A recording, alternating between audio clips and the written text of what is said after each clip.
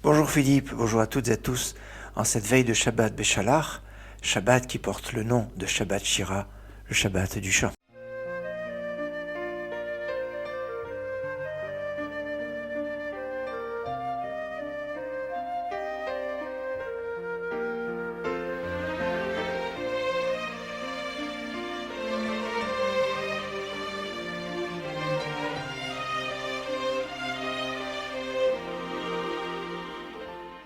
Eh oui, Shabbat Béchalach, un Shabbat très très particulier qui est le Shabbat où on va avoir le cantique de la mer Rouge dans la paracha, le cantique de Déborah dans l'Haftara, un Shabbat du chant, et c'est par rapport au chant ou par rapport à un autre aspect qu'il y a un usage que la veille de ce Shabbat, on donne à manger aux oiseaux.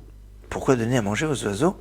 Parce que dans la paracha, on nous dit qu'il y a le passage de la manne.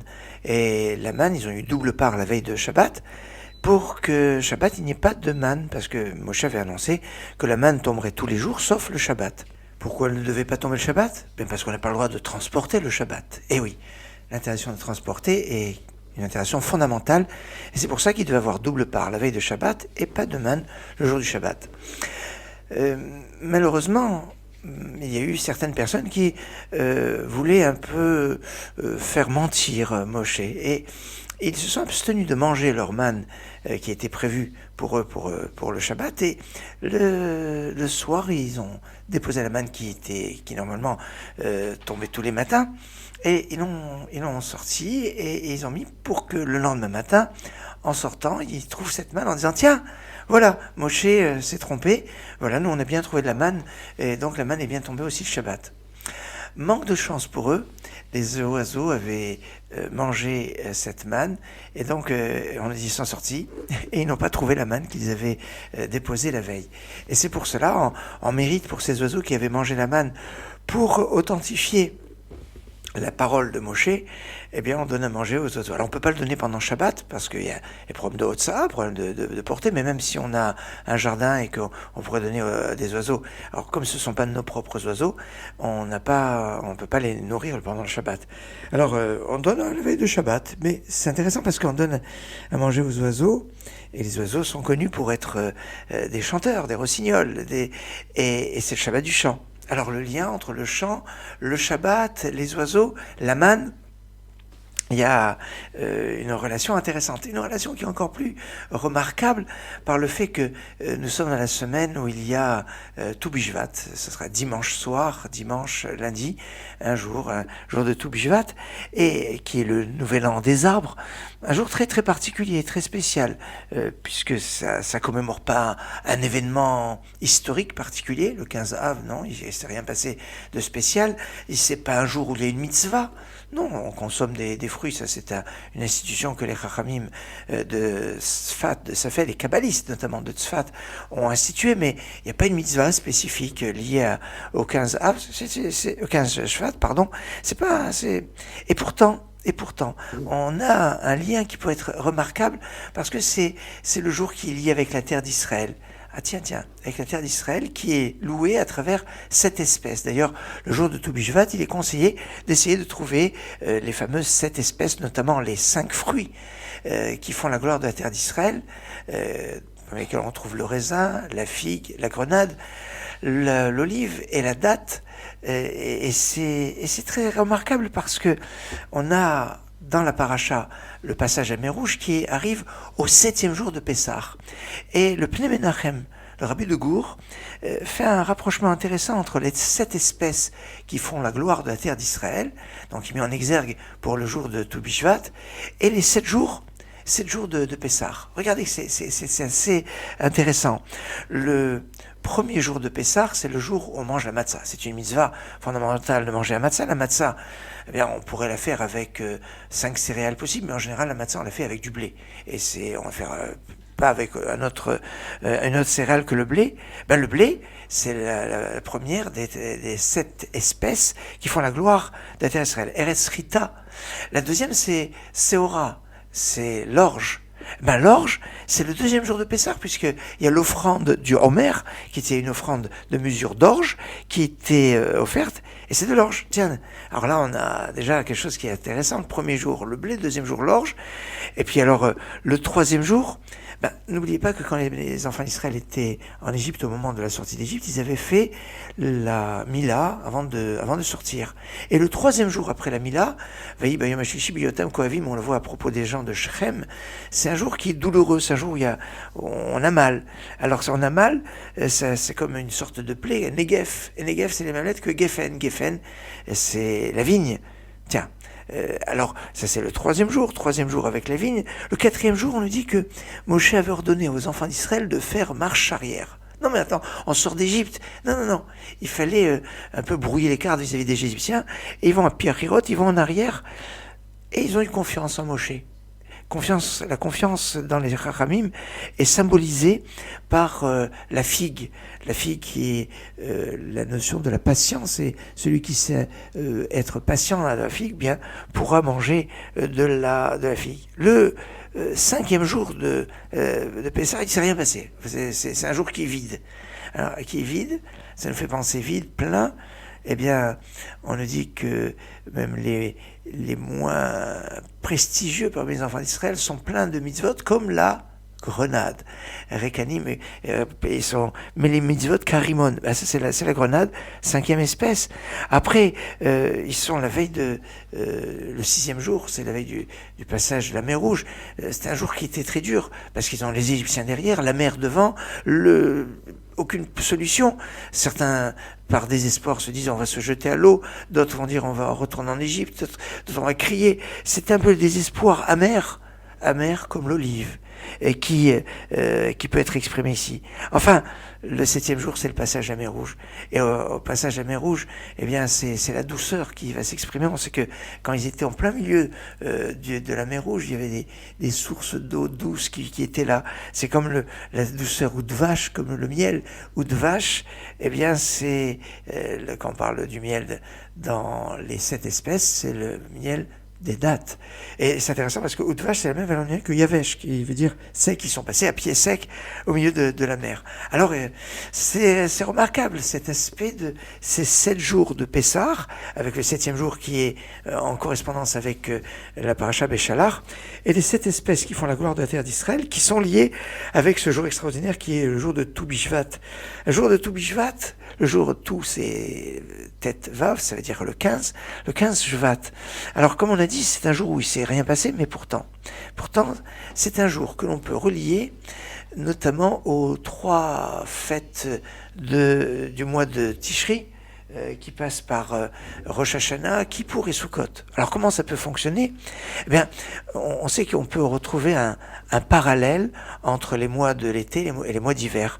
Ce parallèle part notamment entre la fête du printemps, les fêtes de Nissan, de Pessah, qui durent 7 jours, avec les fêtes de l'automne, de Tishri, les fêtes de Sukkot, qui durent aussi 7 jours. Les deux commencent le 15. Tiens, le 15. On a dit que Tou Bishvat, c'est le 15. Alors on est 15, et il va y avoir une analogie entre le 15 Nissan et le 15 Tishri. On va prendre des halachot de tout, 15. Oula, ça commence à être assez intéressant. Le parallèle fonctionne aussi sur les mois qui précèdent. Le parallèle entre le mois de Elul et le mois d'Adar, où les choses se transforment par la Teshuvah au mois d'Elul, qui se transforme au mois d'Adar avec les fêtes de Purim. Et puis le mois qui avant, eh bien en parallèle, c'est d'un côté Shvat et de l'autre côté Av.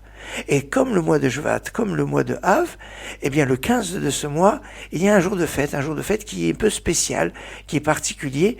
Alors si je vous dis que le 15 Shvat, il n'y a pas eu d'événement historique, il n'y a pas de mitzvah particulière, même à une époque, on faisait encore les tachanunim, on faisait les supplications. Aujourd'hui, on ne fait pas les supplications le jour de Tou Bishvat, mais il va y avoir une relation intéressante entre le Tou B'Av, le 15 Av et le Tou Bishvat. Et notamment par le fait que à Tou B'Av, c'est un jour de mariage. Et pour le mariage, on utilisait pour la choupa des arbres qu'on avait plantés au moment de la naissance des enfants. Il y a une tradition, on le voit ça dans les histoires à propos de la destruction du temple. On nous dit que la ville de Bétar, la forteresse de Bétar, a été détruite à cause d'un essieu dû à un arbre qui avait été coupé, alors que c'était un arbre qui était prévu pour le mariage pour un mariage, ça fait toute une histoire. Alors on plante des arbres qui va être lié au mariage par rapport à tout Béhav, alors que tout Bishvat, récemment, on a, c'est pas des membres du KKL qui ont inventé ce qui est marqué dans la Torah, mais c'est aujourd'hui, le jour de tout Bishvat est un jour où on plante des arbres. Il y a une symbolique très puissante qui est liée avec cet aspect. Alors, si on lit tout Béhav avec tout Bishvat, tout, et qui ont tous les deux bien une distance de 45 jours avant l'échéance d'un côté du mois de Nissan, de l'autre côté du mois de Tishri, qui sont des mois qui sont particulièrement riches en fêtes qui durent 7 jours. Il y a quelque chose qui est intéressant, d'autant plus que on dit Loayour Yamim Tovim, il n'y avait pas des jours de fête comme tout Béhav est comparé à Kippour. Tout Béhav lié à Kippour, tout Béhav lié à tout Bishvat. Alors tout Bishvat va avoir par transitivité un seul lien avec Kippour. Tout Bishvat, ça a un lien avec Rosh Hashanah, puisque la première Mishnah, le premier enseignement du traité Rosh Hashanah nous dit qu'il y a 4 nouvel an. Dans les 4 nouvel an, il y a le premier Nissan, le premier Elul, le premier Tishri, qui est le nouvel an qu'on connaît bien, le Rosh Hashanah, et le premier Shvat d'après Beth Shammai, mais d'après Beth Hillel, c'est le 15 Shvat, tout Bishvat justement. Et donc là, tout Bishvat, c'est un Rosh Hashanah, donc c'est un Rosh Hashanah. Il est lié à Kippour à travers le tout Béhav, il va être lié à Sukkot, puisque c'est le 15, comme la fête de Sukkot qui est le 15, et puis parce que c'est le jour où on consomme des fruits, et l'un des fruits phares, je dirais, des consommations du jour de tout Bishvat, c'est l'étrog. Et l'étrog, sur lequel on a fait la bracha au moment de Sukkot. L'étrog, le jour de tout Bishvat, d'après le Ben Ishraï, il est bon et on retrouve ça dans beaucoup de livres, on prie pour avoir un bel étrog pour l'année qui arrive. Alors, on voit que tout Bishvat, alors que c'est un jour qui était quelque part insignifiant, il est connecté à Rosh Hashanah, à Kippour, à Sukkot. Et c'est donc un jour clé, un jour de lumière, un jour de bracha, un jour de bénédiction. Maintenant, ce jour de bénédiction, c'est un jour de louange, et oui, c'est bien de s'indexer sur la nature pour adresser à Hachem une belle louange. La louange, c'est fondamental en ce Shabbat Shira. Remercier Hachem pour tous les bienfaits qu'il nous fait, que ce soit des miracles qui sont exceptionnels, ou que ce soit tout simplement le miracle de la nature qui est au quotidien, qui est à chaque instant. Shir Ujvacha, Halel Vezimra, Oz Memshala, c'est cette suite de louanges. Je vous propose de retrouver David Zetoun avec Yoshua Levit, une composition de Yoshua Levit, chantée par David Zetoun. C'est tout frais, c'est tout nouveau. Je vous propose de l'écouter.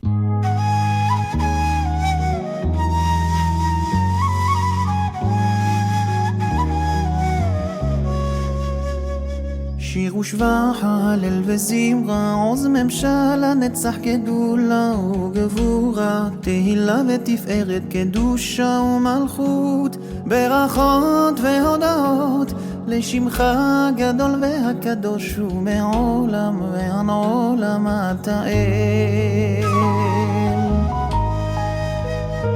שיר ושבח, הלל וזמרה, עוז ממשלה, נצח גדולה וגבורה, תהילה ותפארת, קדושה ומלכות, ברכות והודאות, לשמך הגדול והקדוש ומעולם ועד עולם אתה אל.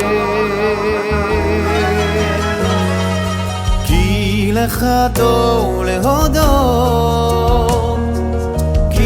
לך טוב להודות, ולשמך נעים, ולשמך נעים, ולשמך נעים לזמר. כי לך טוב להודות, כי לך טוב להודות, ולשמך נעים, ולשמך נעים, ולשמך נעים לזמר.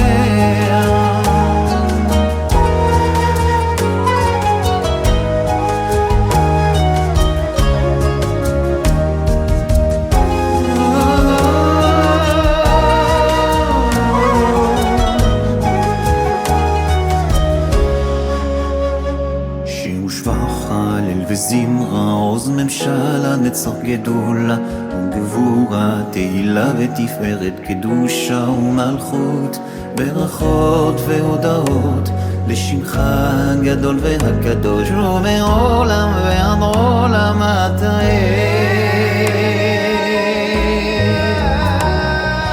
כי לך טוב להודות כי לך טוב להודות ולשמך נעים ולשמך נעים ולשמך נעים לזמר כי לך טוב להודות כי לך טוב להודות ולשמך נעים ולשמך נעים ולשמך נעים לזמר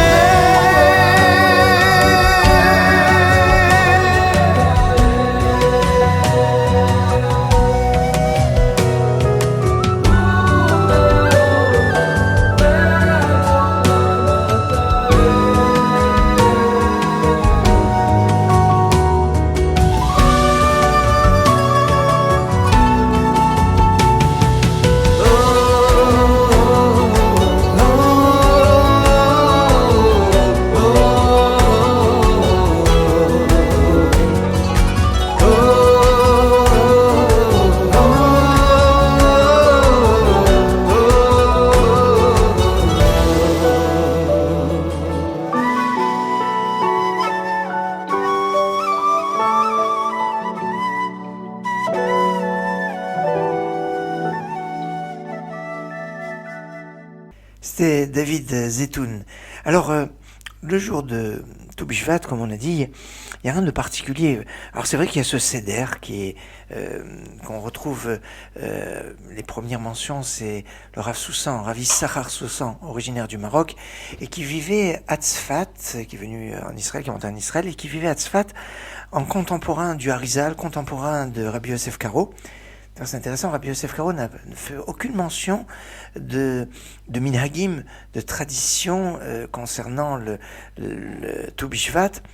Peut-être parce que dans Shulchan Aruch, Rabbi Yosef Karo fait référence aux traditions synagogales, et pas forcément domestiques. C'est une analyse à approfondir. Et à travers ce seder, il n'y a pas vraiment que des choses vraiment arrêtées. Or, certains font avec 4 vers. On a eu l'occasion de développer, peut-être, on aura l'occasion d'en reparler. De 4 vers, on passe du verre de vin blanc, qui évoque un peu le sommeil de l'hiver, un verre aux 3/4 rouge avec un petit peu de blanc qui va être le passage au printemps, été, jusqu'à l'automne. C'est un programme. Alors, ces 4 vers, ça nous fait penser au seder de Pessah, mais la consommation de fruits, ça nous fait penser à la soirée de Rosh Hashanah. On consomme des choses. Alors là, il faut faire attention. Les brachot, les bénédictions, attention au tolaim, à la vérification des bêtes, qu'il n'y ait pas de verre dans ce qu'on doit consommer. Et si on a un souci, on s'abstient. C'est évidemment. Et parce qu'au lieu de faire un tikkun, une réparation, on va faire un kilkul, on risque de provoquer des choses qui ne sont pas bonnes. Alors, certains disent des versets de la Torah aussi, des Mishnayot, du Zohar. Ce sont des traditions qui existent, et plusieurs sédarim, mais sont fondés souvent sur le lien avec les fruits qui font la gloire de la terre d'Israël. Et c'est de ça dont je voudrais vous parler après un petit peu de musique, parce que fondamentalement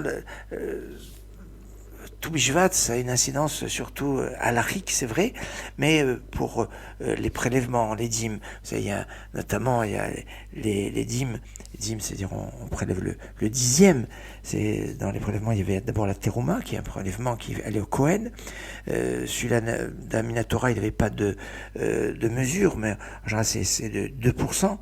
Et puis après, il y a la dîme, c'est 1/10 de ce qu'il y avait, c'est allé au Lévi. C'est ce qu'on appelle le Maaser Rishon. Après, il y avait une deuxième dîme, Maaser Sheni, enfin ça dépend des années. Cette année nous sommes une année shabbatique, donc l'année shabbatique il n'y a pas de prélèvement puisqu'il n'y a pas de récolte, mais après cette année-là, un peu comme les 6 jours de la semaine par rapport au Shabbat, eh bien les 6 années qui vont d'année shabbatique en année shabbatique, la deuxième année, eh bien en deuxième prélèvement, c'était le Maaser Sheni qui devait se consommer à Jérusalem par le propriétaire, mais à Jérusalem. C'était l'impératif, c'était une kedusha particulière. Alors que la troisième année, eh ben, la place du Maaser Sheni, c'était Maaser Ani, la dîme pour les pauvres.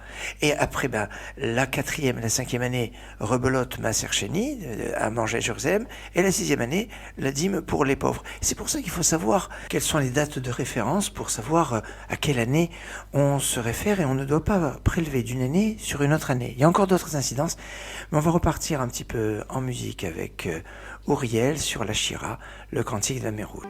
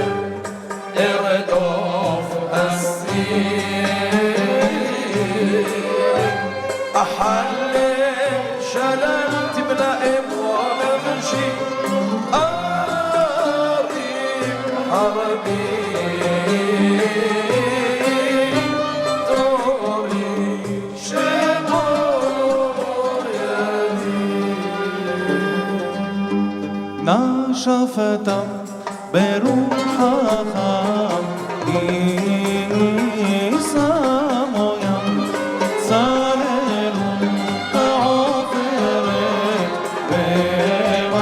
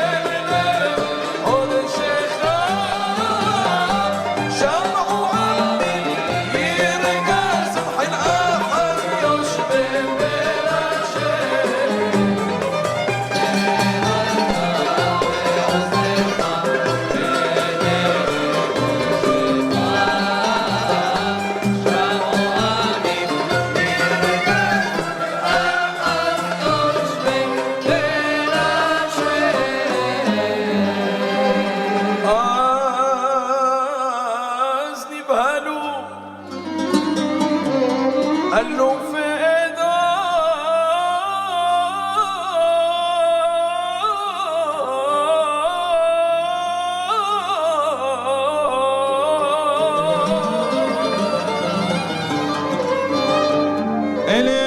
الامام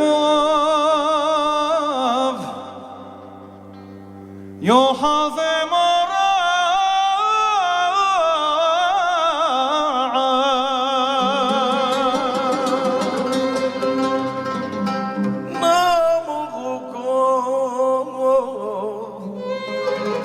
يشبخ